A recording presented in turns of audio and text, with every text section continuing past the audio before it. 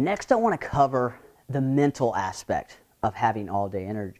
Now, I don't want to go down the rabbit hole too much because people get real flaked out when you start talking about the mental aspect of anything. I just want you to understand that the way you feel right now is really affected by your subconscious. Your subconscious really regulates a lot of the systems in your body, mostly the involuntary systems. Your metabolism, your breathing, your heart rate, those types of things are all controlled by the other part of your brain that's not your conscious brain. Generally, the fact that we breathe all the time, pretty much handled by your subconscious. Well, I want you to understand that your subconscious really affects the way you feel, the way you physically feel. All right, and I told you some tricks. We talked about the physical aspects of all-day energy.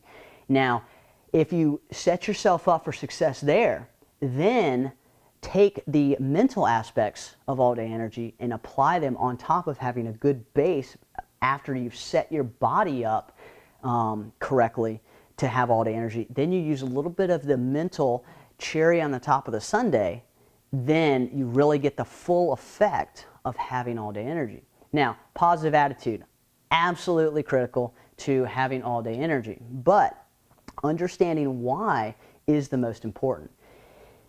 Your subconscious, the way you control your subconscious is really through suggestion, and you suggest things to yourself all day long. Hey man, I feel tired. I feel great. I feel tired right now, but I'm planning, I think it's going to be awesome once I get off work. The trick is you're setting yourself up for success or failure by telling yourself these things, because your subconscious will turn around and manifest this stuff. If you tell yourself, man, I don't feel good, well, now you feel worse, all right? I know it sounds hokey, but it really works. And I give some more examples in the book. But just understand that maintaining a positive attitude, even if you don't feel good, tell yourself you feel good, and you'll feel better than you did if you just sat there and told yourself you feel horrible. I know it sounds crazy, but it really works.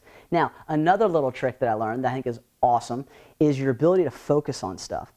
Your ability to focus further out tends to make it more difficult to get motivated or to feel energized about things, as opposed to focusing on things that are right in front of you. And I'm really talking about time periods. So if I need to go exercise and I need to go for a 6-mile run, if I think about my 6-mile run, it can be challenging. I don't really feel the energy. Oh man, you know, I am so excited about running 6 miles right now. It's difficult for you to, for your brain to process, because it's thinking about every little thing. Oh man, what about after mile 2? Where am I going to run? Once I get out there, how am I going to feel? If I get too far out, am I going to be able to have enough energy to get back? Those types of things, you can really psych yourself out of the energy you already have. So what's the trick? Focus on closer to you. If I literally am having trouble getting motivated to get out the door to go for a run, what I do is I focus on the stuff right in front of me. Where are my shoes? Where are my running shoes? Oh, I found my running shoes. And instead of letting myself focus on the run itself, okay, I'm going to put my running shoes on. Okay, where am I going to run? And then I start thinking about things close as opposed to far. As opposed to the big task, I look at the little task to get me out. I look at the little task. Okay, have I drank enough water? Yeah, I drank plenty of water. Now I'm going to, I'm going down my list of things. You know, I got my shoes tied, I got my running clothes on, I need to get to the door, I'm going to walk to the door, I'm going to open the door, and walk outside. It's a trick, and I'm telling you, it really works. The trick is to focus on the little tasks that you need to accomplish a bigger task, and you actually find yourself more energized because it gives your brain something to focus on, as opposed to some overwhelming task that it's trying to stomach and it can't do it, as opposed to small, simple tasks, and it has no problem. You tend to find yourself much more energized, and it's a great mental trick. So that's basics of the mental aspects of energy. And there's definitely a lot more details, a little bit more examples in the book, but I just wanted to touch the wave tops so you understand that the mental aspects of energy really does have an effect. And the biggest thing is I'm trying to keep you from sabotaging the actual energy you already have, as opposed to getting yourself psyched up and gaining a bunch of energy. You can do that too, but the biggest thing I want you to keep from doing is psyching yourself out and getting rid of the energy that you already have. Energy drinks and supplements. Okay, I'll be the first one to tell you I love energy drinks. Okay, there's nothing wrong with that, and they are a great tool to help you in your quest for being excited and having energy all day long. I got it. They're actually really good because the stuff in them really does work. But understanding why it works is much more important than just blindly pounding energy drinks.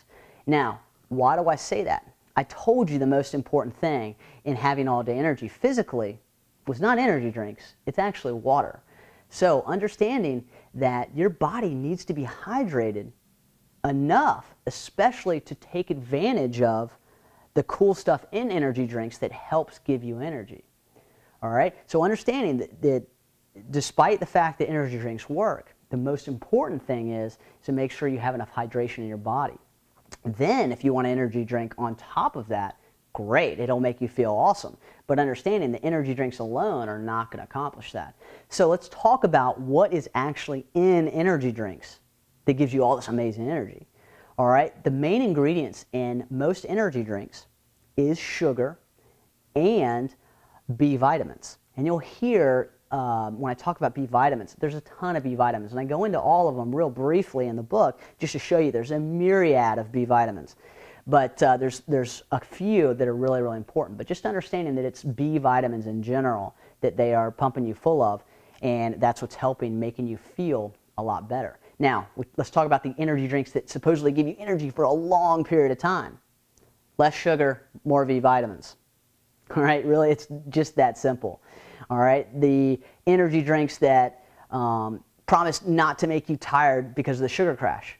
Just like I said, less sugar, more B vitamins. They're just chock full of B vitamins, which is great. But actually, if you look at the label on one of those those longer lasting energy drinks or the energy shots, look how much B vitamins are in them. And then look at the recommended dosage for B vitamins recommended by the FDA. They're giving you like usually somewhere in the neighborhood of 1,200% of the recommended daily value. Now, is that bad for you? Not really. All right, B vitamins are pretty, they're pretty safe. But understand that any type of vitamin that has to go through your body has to be filtered out of your system by things like your kidneys and your liver. So those, all these energy drinks that are packed full of all these supplements, they can be a little bit hard on your kidneys.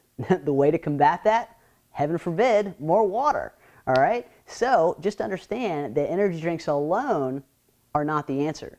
But drinking water plus energy drinks, man, great effect, and then you'll actually have a lot better effect that you're looking for that all-day energy as opposed to just those energy spikes, peaks and valleys. We talked about B vitamins and sugar. Obviously, I left one out. What is it? We all know it. It's the most widely used drug in the entire world. It's caffeine. And we all love caffeine. It has great effects.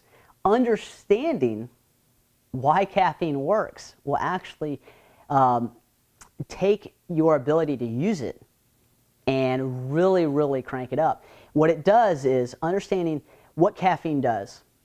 Once you understand how to use it effectively, you'll get a much better effect. So for all you caffeine nuts out there, actually understanding that you can get an amazing, a lot better effect from the caffeine you are drinking if you just understand how to use it. So how does caffeine work?